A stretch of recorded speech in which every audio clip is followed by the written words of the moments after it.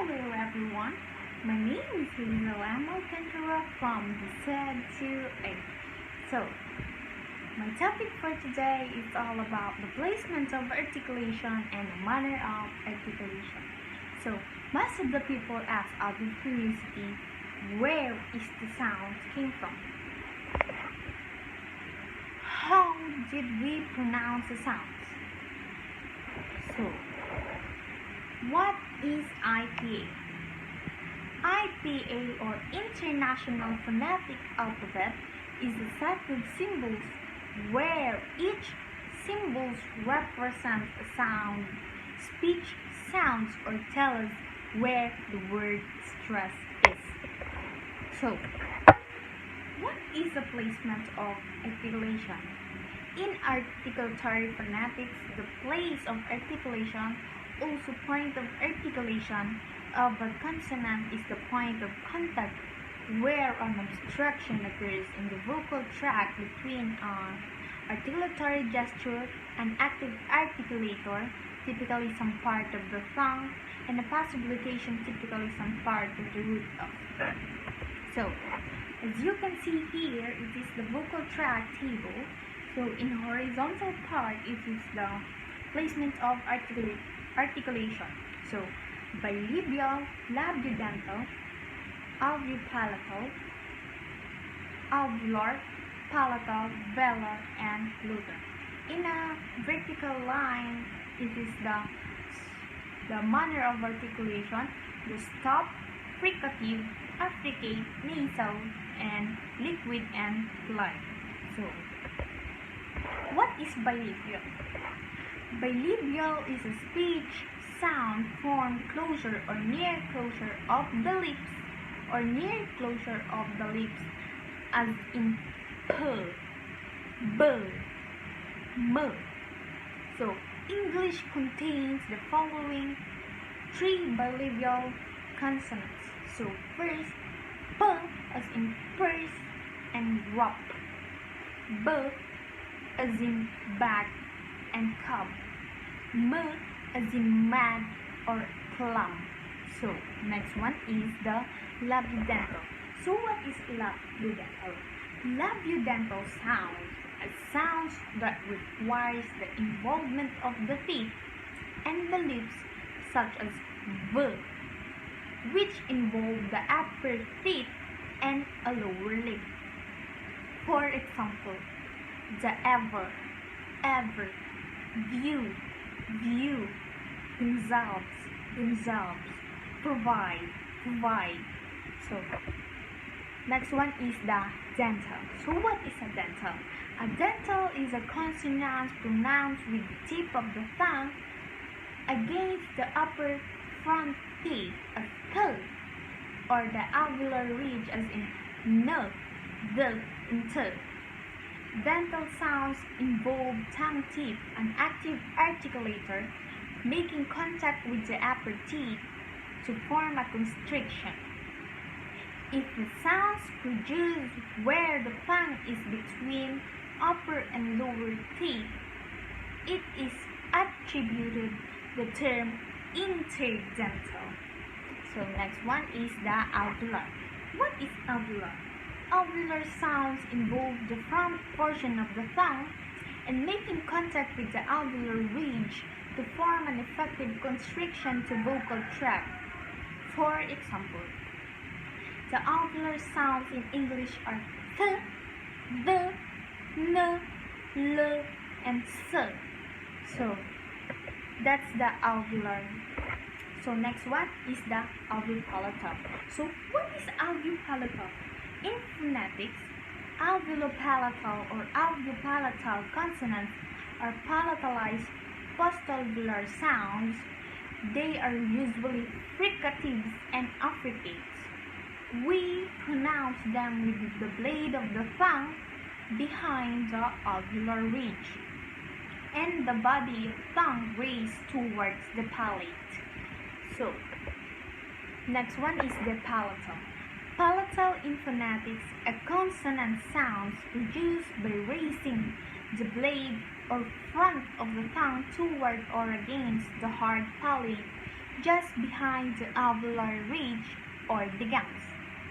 The German ch sounds in inch, and the French GNs pronounced in agnew or palatal consonants. Next one is the velar. So what is a velar? Velar are consonants articulated with the back part of the tongue, the dorsum, against the soft palate, the back part of the roof, the mouth, since the velar. So next one is the glottal. So what is a glottal? Glottal consonants are glottal using the glottis in their primary articulation. Many phoneticians consider them, at least the glottal fricative, to be transitional states of the glottis without the point of articulation as another half, while some do not consider them to be consonants at all. So, next one is the manner of articulation. So, what is a manner of articulation? It describes how different speech organs are involved in producing a consonant sound. Basically, how the airflow is obstructed. Thus, the manner of articulation is distinctive feature in the English language. We stated that in consonant sounds the airflow is interrupted, diverted, or restricted as it passes to the oral cavity. The respective modifications that are made to sounds refers as the manner of articulation. So, there are 6 different manners of articulation. First is the plosive or stop. In plosives, the speech organs are closed and the oral and nasal cavity completely closed, blocking off the airstream. So, the upbuilding pressure in the oral cavity in the suddenly release, the audible puff of air that is released is called aspiration. Plosives of the English language are p, t, k, voiceless, and b, d, g, voiced. Next one is the affricates. So, what is affricates? Affricate is like with the plosive there is a complete blockage of the air stream in the oral cavity. But in contrast to said, plosives is the block of airstream is not released suddenly, but rather slowly causing audible friction. Affricates can therefore be divided into 2 parts. A plosive followed by fricative, as there is closure and friction in the same place. But note that affricates are always analyzed as only one phoneme. English affricates are voiceless and in cheese and voice as in jungle. So next one is the nasals. So what is nasal? So nasal sounds, the velum or soft palate is lowered blocking of the oral cavity. Air can escape through the nose. English nasals are m, n, and as in sing, which are all voice. So the next one is the fricative. So what is fricatives? Fricatives are created when air forces its way through a narrow gap between 2 articulators are steady at pace. So they can be divided into 2 categories, the slip fricatives and the groove fricatives. So what is slip fricatives? The tongue rather flat as in F and theta as in thing, voiceless, and V as in phonemes as in this voice. While groove fricatives, the front of the tongue forms of the eponymous groove, S as in seal, such as in shock, voiceless, and zuch as in zero, and as in measured voice. So next one is the Um,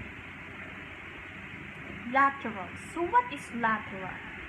This is the tip of the tongue is pressed into the alveolar ridge. The rims of the tongue are lowered so that the air escapes over the lowered tongue rims. The only English lateral sound is the L voiced. Next one is the approximant. So the name approximants refers to the fact that the articulators involves approach each another without actually touching. So there are approximants in the English language: J as in you, W as in we, and R as in rice, all voice. Approximants are often referred to as semi-vowels or glides, as they represent the twilight zone between consonants and vowels. The place of articulation is important in pronunciation because you must know where to produce sounds in order to produce them correctly. If you are not pronouncing a consonant correctly, it's probably because the place of articulation is not correct as you are pronouncing the sound. So, a manner of articulation is a second language learning is important because pronunciation doesn't come unnaturally as a learning our first language. So, it is important to know how sounds are made so that you can pronounce sounds correctly and speak more clearly. That's all. Thank you for listening.